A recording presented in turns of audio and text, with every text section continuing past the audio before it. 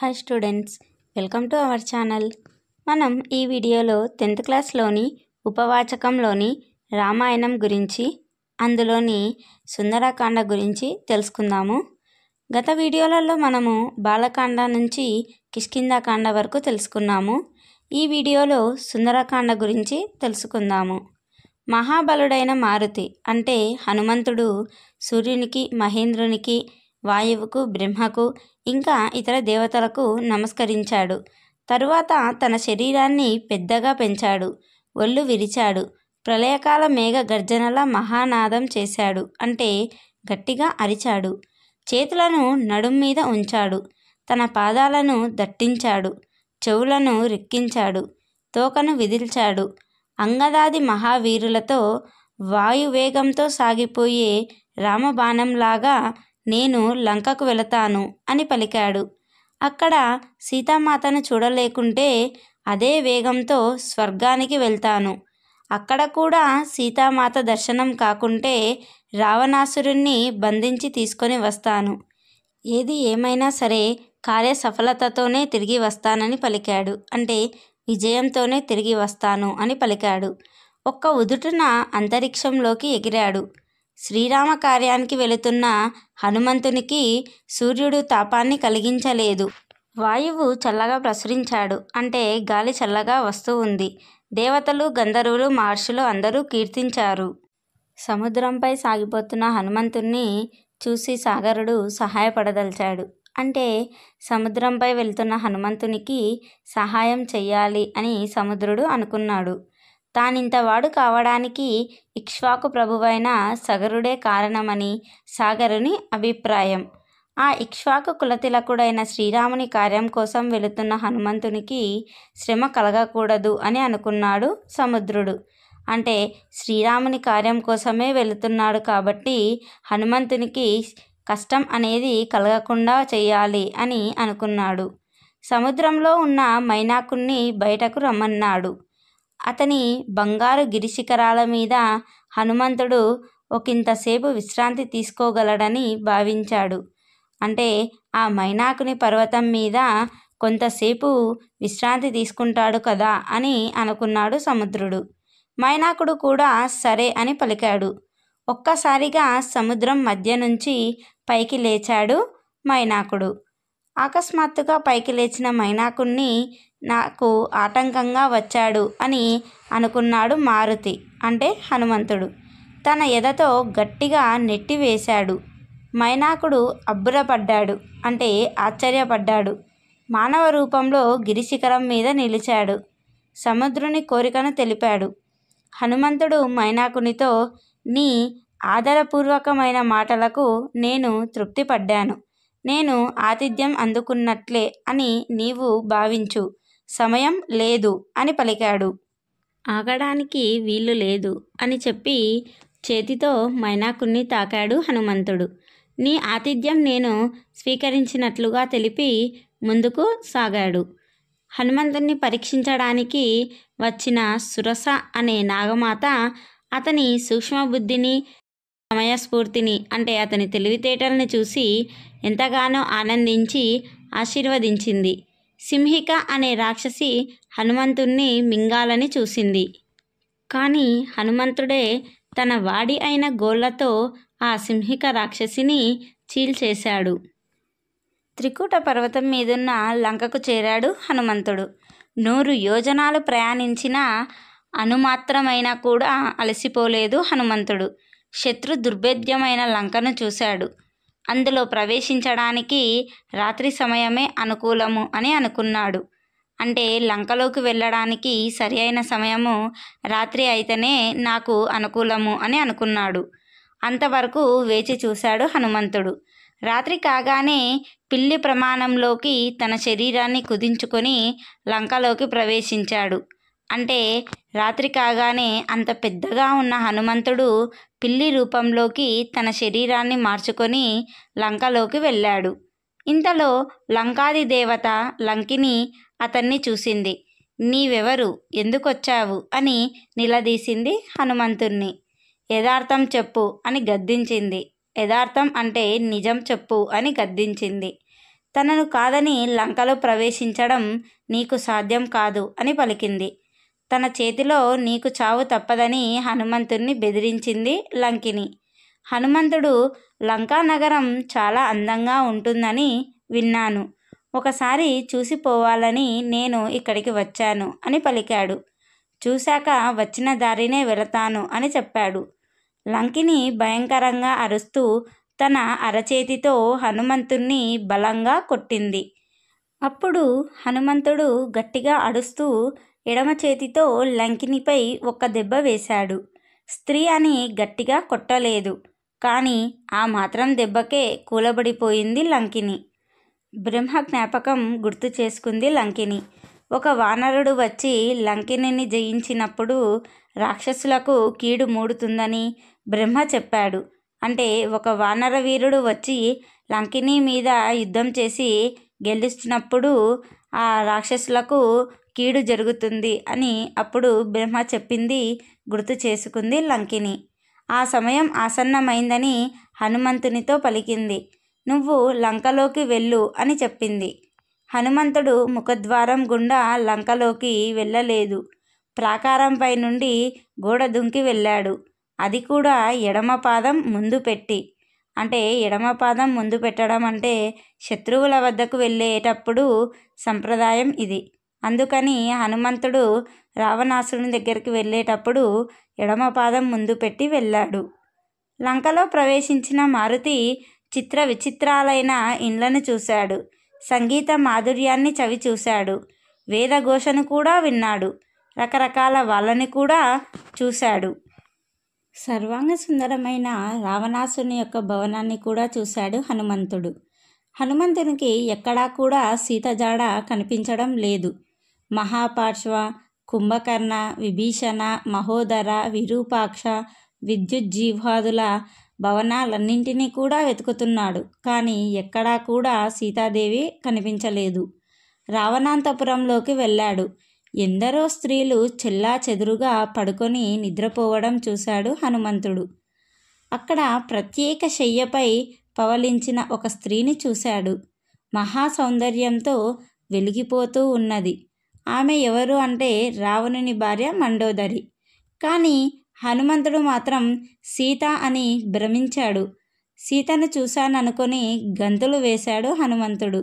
తరువాత కొద్దిసేపటికే తన ఆలోచన తప్పని గ్రహించాడు. శ్రీరాముని లేకుండా సీత ఇలా ఉండగలుగుతుందా అని అనుకున్నాడు హనుమంతుడు. తరువాత ఆమె సీతాదేవి కాదని నిశ్చయించుకున్నాడు. ఎక్కడా సీత జాడ తెలియకపోయేసరికి సీత మరణించిందేమో అని సందేహించాడు హనుమంతుడు. సీత జాడను కనిపెట్టలేకపోయానని, తాను ఏ ముఖం పెట్టుకొని తిరిగి వెళ్ళాలని బాధపడ్డాడు. అయినా నిరుత్సాహపడకూడదు అని తనకు తానే చెప్పుకున్నాడు. ఇంతవరకు వెతకని ప్రాంతాలకు వెళ్ళాలని మనసులో అనుకున్నాడు. ఎక్కడకు వెళ్ళినా నిరాశే కలుగుతున్నది హనుమంతునికి. అంటే ఎక్కడికి వెళ్ళినా కూడా అక్కడ సీతాదేవి కనిపించడం లేదు. సీత కనబడలేదని చెబితే శ్రీరాముడు ప్రాణాలతో ఉండడు. అతడు లేకపోతే లక్ష్మణుడు కూడా ప్రాణాలతో ఉండరు. వీరి మరణవార్త విని భరత శత్రుఘ్నులు కూడా ఉండరు.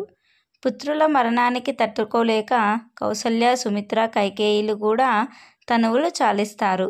ప్రియమిత్రుడైన సుగ్రీవుడు కూడా బతకడు. దీనితో రుమ, తారంగదులు కూడా మిగలరు. ఇది చూసి వానరజాతి ఈ లోకాన్నే వీడుతుంది. ఇందరి మరణానికి కారణం కావడం కన్నా ప్రాయోపవేశంతో ప్రాణాలను వదలడమే మంచిది అని అనుకున్నాడు హనుమంతుడు. కానీ వెంటనే తర్కించి చూస్తే ఆత్మహత్య కన్నా బతికుండడమే ఎన్నో విధాల ఉత్తమమని అనిపించింది. చచ్చి సాధించేదేంటి? బతికితే సుఖాలను శుభాలను చూడవచ్చు కదా అని అనుకున్నాడు. బతికి ఉన్నవాళ్ళు ఎన్నడైనా కలుసుకోవచ్చు. అందుకే ప్రాణాలను నిలుపుకోవాలి అని నిర్ణయించుకున్నాడు హనుమంతుడు. అప్పటి వరకు వెతకని అశోకవనంలోకి వెళ్ళి సీతాదేవిని వెతకాలి అని నిర్ణయించుకున్నాడు హనుమంతుడు. సీత, రామ, లక్ష్మణులకు రుద్ర, ఇంద్ర, యమ, వాయుదేవులకు, సూర్యచంద్ర మరుద్గణాలకు నమస్కరించాడు హనుమంతుడు.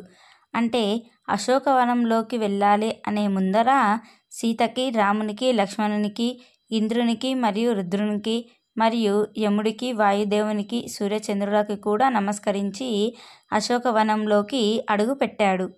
ఇంద్రుని నందనవనం లాగా ఉంది అశోకవనం. అణువణువునా కూడా వెతుకుతూ ఉన్నాడు హనుమంతుడు. ఎత్తైన శింషుప వృక్షాన్ని ఎక్కాడు హనుమంతుడు. దాని కింద మలిన వస్త్రాలను కట్టుకొని ఉన్న ఒక స్త్రీని చూశాడు. అంటే ఒక చిరిగిపోయిన, మాసిపోయిన వస్త్రాలను కట్టుకొని ఉన్న ఒక స్త్రీని చూశాడు. ఆమె చుట్టూ రాక్షస స్త్రీలు ఉన్నారు. ఆమె కృషించి ఉంది, దీనావస్థలో ఉంది. ఆమె సీతే అని అనిపించింది హనుమంతునికి. ఆమె ధరించిన ఆభరణాలను చూశాడు. రాముడు చెప్పినట్లుగానే ఆ ఆభరణాలు వాటితో సరిపోయాయి. ఋష్యముఖ పర్వతం మీద పడిన ఆభరణాలు ఆమె శరీరం మీద ఎక్కడా కనిపించడం లేదు. వీటన్నింటినీ తన దృష్టిలో పెట్టుకొని ఆమెనే సీత అని ధృవపరుచుకున్నాడు హనుమంతుడు. ఆ వృక్షంపైనే ఉండిపోయాడు. సీతాదేవిని చూడగానే హనుమంతుని కన్నుల నుండి ఆనందాశ్రువులు జారుతున్నాయి. అంటే సీతాదేవిని చూశాను అన్న సంతోషంలో హనుమంతుని కళ్ళ నుండి ఆనందాశ్రువులు అంటే కన్నీళ్లు కారుతూ ఉన్నాయి. శ్రీరాముని స్మరించుకొని నమస్కరించుకున్నాడు. వేకువజామైంది, అంటే తెల్లవారింది. వేదఘోషాలు వినబడుతూ ఉన్నాయి. నిద్ర లేచిన రావణాసురుడు అశోకవనం వైపు మాత్రమే అడుగులు వేస్తూ వస్తూ ఉన్నాడు. సుగంధ తైలాలతో తడిసి ఉన్న కాకడాలను ధరించిన స్త్రీలు ముందు నడుస్తున్నారు. రావణుని తేజస్సు చూసి ఆశ్చర్యచకితుడయ్యాడు హనుమంతుడు. సీత దగ్గరికి వచ్చి రావణుడు నయాన భయాన సీత మనసు మార్చే ప్రయత్నం చేశాడు. కానీ ఎలాంటి ప్రలోభాలకు కూడా నేను లొంగను అని సీత తేల్చి చెప్పింది. శ్రీరాముడి నుంచి తప్పించుకోవడం సాధ్యం కాదు నీకు అని హెచ్చరించింది. రావణునిలో ఆవేశం పెల్లుబికింది. నీకు 2 నెలలు గడువు విధించాను. ఎలాగైనా సీతను నా దారికి తెమ్మని రాక్షస స్త్రీలను ఆదేశించి తన భవనానికి చేరుకున్నాడు రావణాసురుడు. ఎంతోమంది రాక్షస స్త్రీలు ఎన్నో రకాలుగా సీతకు నచ్చజెప్పాలని ప్రయత్నం చేస్తూ వస్తున్నారు. ఆమె నిరాకరించింది. చివరకు సీతను చంపుతామని భయపెట్టారు రాక్షస స్త్రీలు. ఈ దుస్థితికి సీత ఎంతో విలపించింది, అంటే ఏడుస్తూ ఉన్నది. శ్రీరాముడికి దూరమై బతకడం కన్నా శరీరాన్ని విడవడమే మేలు అని అన్నది. ఈ మాటలను విని కొందరు రాక్షస స్త్రీలు రావణాసురునికి ఈ విషయం చెప్పడానికి వెళ్ళారు. ఇంకొందరు తక్షణమే సీతను బంధిస్తాము అని బెదిరిస్తున్నారు. అంతవరకు నిద్రించిన త్రిజట అప్పుడే మేల్కొంది. త్రిజట ఎవరు అంటే రావణాసురుని తమ్ముడు అయిన విభీషణుని యొక్క కూతురు.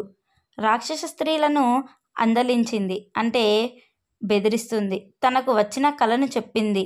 1000 హంసలతో కూడిన పల్లకి మీద లక్ష్మణుడితో శ్రీరాముడు కూర్చున్నట్లు నాకు కల వచ్చినది. ఇంకా ఆ కలలో సముద్రం మధ్యన ఒక తెల్లని పర్వతం మీద సీతాదేవి కూర్చోవడం చూశాను. నూనె పూసిన శరీరంతో రావణాసురుడు నేల మీద పడి ఉండడం కూడా చూశాను. ఒక నల్లని స్త్రీ శరీరం అంతా బురద పూసుకొని ఎర్రని వస్త్రములు కట్టి రావణుని మెడకు తాడు కట్టి దక్షిణం వైపుగా ఈడ్చుకు వెళ్ళడం కూడా కలలో చూశాను. వరాహం మీద రావణుడు, అంటే వరాహం అంటే పంది, పంది మీద రావణుడు, మసలి మీద ఇంద్రజిత్తు, ఒంటె మీద కుంభకర్ణుడు దక్షిణం దిశగా వెళ్ళడం నేను కలలో చూశాను. లంక చిన్నాభిన్నం కావడం కూడా చూశాను అని పలికినది. స్వప్నంలో అంటే కలలో విమాన దర్శనం కావడాన్ని బట్టి సీత కోరిక ఫలిస్తుందని, అంటే సిద్ధిస్తుందని, రావణునికి వినాశం తప్పదని, శ్రీరాముడికి జయం కలుగుతుందని చెప్పింది త్రిజట. ప్రాణత్యాగానికి సిద్ధపడ్డ సీతకు ఈ త్రిజట మాటలు శుభశకునాలుగా అనిపించాయి. చెట్టుపైన హనుమంతుడు సీతాదేవిని ఎలా కాపాడుకోవాలి అని మదనపడుతూ ఉన్నాడు. దీనికి రామకథాగానమే సరైన మార్గము అని ఎంచుకున్నాడు. సీతాదేవికి వినపడేటట్లు రామకథను వర్ణించాడు. సీతాదేవి అన్ని వైపులా చూస్తూ ఉన్నది. చెట్టు మీదున్న హనుమంతుణ్ణి చూసి ఆశ్చర్యానికి గురయింది. హనుమంతుడు చెట్టు దిగి సీతాదేవికి నమస్కరించాడు. అమ్మా, నీవెవరు? ఒకవేళ సీతాదేవివే నువ్వు అయితే శుభమగుగాక. దయతో నీ విషయాలు చెప్పమ్మా అని ప్రార్థించాడు. తనను సీత అంటారని తెలిపింది సాధ్వి. తన వృత్తాంతమంతా వివరించింది. హనుమంతుడు నేను శ్రీరామ దూతను అని చెప్పుకున్నాడు. దగ్గరగా వస్తున్న హనుమంతుణ్ణి చూసి రావణాసురునిగా అనుమానించింది సీతాదేవి. నువ్వు నిజంగా రామదూతవే అయితే రాముని గురించి ఒకసారి వినిపించు అని అడిగింది. సీత కోరిక కాదనకుండా హనుమంతుడు శ్రీరాముని యొక్క రూపగుణాలను వివరించాడు. శ్రీరాముని యొక్క ముద్రికను కూడా సమర్పించాడు, అంటే అతని అంగుళికము. దాన్ని చూసి పరమానందభరితురాలయ్యింది సీత. అంటే ఎంతగానో సంతోషించింది. ఇంకా నా దైన్యాన్ని వివరించి శ్రీరాముణ్ణి త్వరగా లంకకు తీసుకొని వచ్చి రాక్షసుల చెర నుండి నన్ను విడిపించమని చెప్పమని మారుతికి చెప్పింది సీతాదేవి. అంటే నా బాధను శ్రీరామునికి చెప్పి త్వరగా రాముణ్ణి లంకకు తీసుకొని వచ్చి ఈ రాక్షసుల నుండి నన్ను కాపాడమను చెప్పు అని మారుతికి చెప్పింది సీతాదేవి. అంతదాకా ఎందుకమ్మా, నువ్వు నా వీపు మీద కూర్చుంటే తక్షణమే శ్రీరాముని సన్నిధికి చేరుస్తానమ్మా అని పలికాడు హనుమంతుడు. ఇంత చిన్నవాడివి ఎలా తీసుకెళ్ళగలవు నువ్వు అని ప్రశ్నించింది సీతాదేవి. హనుమంతుడు తన విశ్వరూపాన్ని ప్రదర్శించాడు. అది చూసిన సీతాదేవి సంతోషించింది. కానీ హనుమతో వెళ్ళడానికి మాత్రం నిరాకరించింది. పరపురుషుణ్ణి తాకను అని పలికింది. శ్రీరాముడు రావణాసురుని సంహరించి తనను తీసుకుపోవడమే ఆయన స్థాయికి తగినది అని పలికింది. అంటే శ్రీరాముడే వచ్చి రావణాసురుని చంపిన తరువాతనే నన్ను తీసుకొని వెళితేనే ఆయన స్థాయికి తగినట్లుగా ఉంటుంది అని పలికింది సీతాదేవి. అప్పుడు హనుమంతుడు, అమ్మా, నా వెంట రావడం నీకు అంగీకార యోగ్యం కాకుంటే శ్రీరాముడు గుర్తించగల ఏదైనా ఒక ఆనవాలు ఇవ్వమ్మా అని అడిగాడు. అప్పుడు సీతాదేవి నాకు రాముని అనుబంధానికి గుర్తుగా కాకాసురుని కథ చెప్పింది. కొంగుముడి విప్పి అందులోని దివ్య చూడామణిని హనుమంతునికి ఇచ్చింది సీతాదేవి. సీతాదేవి దర్శనంతో ప్రధాన కార్యం ముగిసింది అని అనుకున్నాడు హనుమంతుడు. కానీ ఇంకా రావణాసురుడు మరియు అతని సైన్యపు యొక్క శక్తి సామర్థ్యాలను కూడా తెలుసుకోవాలి అని అనుకున్నాడు.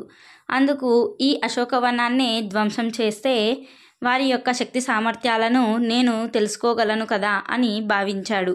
అనుకున్న పనంతా చేశాడు ఆ కపివీరుడు, అంటే హనుమంతుడు. రాక్షస స్త్రీలు పరుగు పరుగున వెళ్ళి లంకేశునికి జరిగిన విషయం మొత్తం చెప్పారు.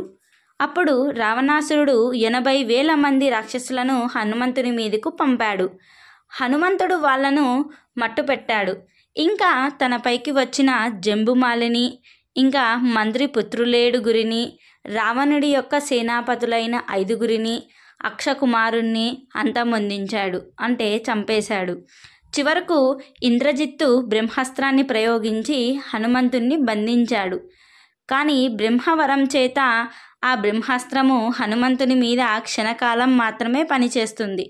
అయినా కూడా ఉండు, బ్రహ్మాస్త్రానికి కట్టుబడినట్లు నటిద్దాం అని అనుకున్నాడు హనుమంతుడు. రావణాసుని ముందు ప్రవేశపెట్టారు హనుమంతుణ్ణి. రావణాసురుడు అడగగా నేను రామదూతను అని చెప్పాడు. శ్రీరాముని పరాక్రమం ఎలాంటిదో సభాముఖంగా చాటాడు. అంటే అక్కడ సభలో ఉన్న వాళ్ళందరికీ శ్రీరాముని యొక్క పరాక్రమం గురించి చెప్పాడు. అది భరించలేని రావణాసురుడు హనుమంతుణ్ణి చంపమని ఆజ్ఞ ఇచ్చాడు. దూతను చంపడం భావ్యం కాదు అని పలికాడు విభీషణుడు. ఇంకా వేరే పద్ధతుల్లో దూతను దండించవచ్చు అని పలికాడు. ఇక్కడ విభీషణుడు రావణాసురుని యొక్క తమ్ముడు. అప్పుడు రావణాసురుడు హనుమంతుని తోకకు నిప్పంటించి లంకంతా కలయదిప్పమన్నాడు. బట్టలతో హనుమంతుని తోకను చుట్టారు. ఆ బట్టలకు నూనెను తడిపారు. తోకకు నిప్పు పెట్టి ఊరంతా ఊరేగిస్తూ ఉన్నారు రావణాసురుని యొక్క సైనికులు.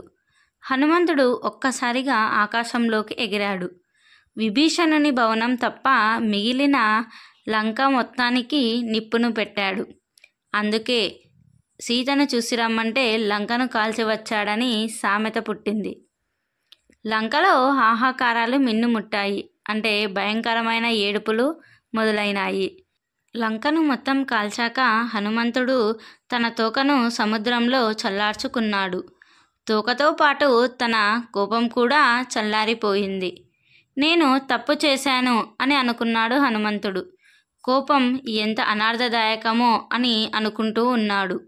లంక అంతా కాలిపోయిందేమో, అందులో సీతామాత కూడా కాలిపోయి ఉందేమో అని బాధపడ్డాడు హనుమంతుడు.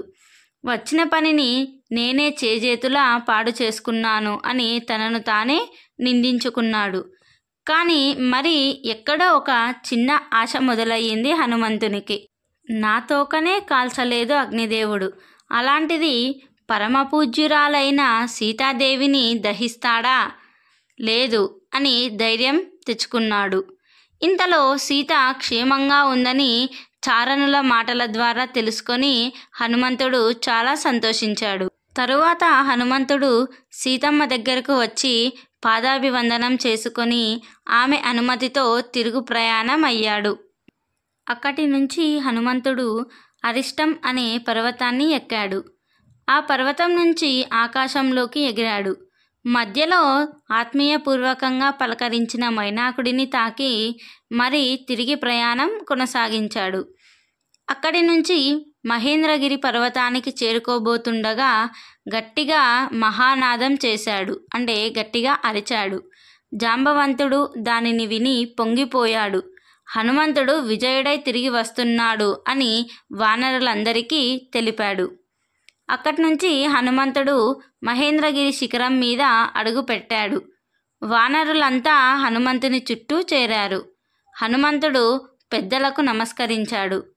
చూశాను సీతమ్మను అని ప్రకటించాడు. అక్కడ ఉన్న వారందరూ ఎంతగానో ఆనందించారు. లంకా ప్రయాణ విశేషాలను వారికి వివరించాడు హనుమంతుడు. అక్కడ అంగదుడు, ఓ వీరులారా, సీతాదేవి జాడ తెలిసిన తరువాత కూడా ఆమె లేకుండా శ్రీరాముని దగ్గరకు వెళ్ళడం సబబు కాదు. కాబట్టి మనము లంకకు వెళ్ళి రావణాసురుని చంపి సీతను తీసుకొని శ్రీరాముని వద్దకు వెళ్దాము అని పలికాడు. జాంబవంతుడు అంగదుడి మాటలను ఖండించాడు. శ్రీరామ సుగ్రీవులు సీతని చూసి రమ్మన్నారు, అంతేకాని తీసుకురమ్మనలేదు. పైగా రావణుణ్ణి సంహరిస్తానని శ్రీరాముడు ప్రతిజ్ఞ చేసి ఉన్నాడు కదా, దానికి మనము భంగం కలగనీయకూడదు కదా అని పలికాడు. అందరము వెళ్ళి ఈ జరిగిన విశేషాలను చెబుదాము రామునికి అని పలికాడు. అక్కడి నుంచి హనుమంతుడు, జాంబవంతుడు మరియు అంగదుడు ఇంకా వానర వీరులు అందరూ మధువనంలోకి వెళ్ళారు. అక్కడ తేనెలు బాగా తాగారు. మధువనాన్ని ధ్వంసం చేశారు, అంటే నాశనం చేశారు. మధువనం సుగ్రీవుని రక్షణలో ఉన్నది. అతని మేనమామ దధిముఖుడు ఆ మధువనాన్ని కాపాడుతూ ఉన్నాడు. వానరుల దాటికి దధిముఖుడు గాయాల పాలయ్యాడు. వెంటనే వెళ్ళి సుగ్రీవునికి జరిగిన విషయం మొత్తం చెప్పాడు. అది విన్న సుగ్రీవుడు శుభసూచకంగా భావించాడు. అంగద, హనుమదాదులు శ్రీరాముడు సుగ్రీవుడు ఉన్న చోటుకు చేరారు. అంటే హనుమంతుడు, అంగదుడు, జాంబవంతులు శ్రీరాముడు, సుగ్రీవుడు ఉన్న చోటుకు వచ్చారు. హనుమంతుడు శ్రీరామునకు సాష్టాంగ నమస్కారం చేశాడు. నేను సీతమ్మను చూశాను అని చెప్పాడు. రాముడు, లక్ష్మణుల ఆనందానికి అంతే లేదు. ఎంతగానో సంతోషించారు. సీత ఇచ్చిన చూడామణిని శ్రీరామునికి చూపించి సమర్పించాడు హనుమంతుడు. శ్రీరాముడు కోరగా సీతాన్వేషణ వృత్తాంతాన్ని చెప్పాడు హనుమంతుడు. అంటే అక్కడ జరిగిన సీతాన్వేషణలో భాగంగా ఏమేమి జరిగాయో అక్కడ విశేషాలు, వింతలు అన్నీ కూడా శ్రీరామునికి చెప్పాడు. ఇంతటితో సుందరకాండ ముగిసింది. నెక్స్ట్ వీడియోలో యుద్ధకాండ గురించి తెలుసుకుందాము. ఈ వీడియో మీకు నచ్చినట్లయితే లైక్ చేయండి మరియు సబ్స్క్రైబ్ చేయండి. Thanks for watching this video.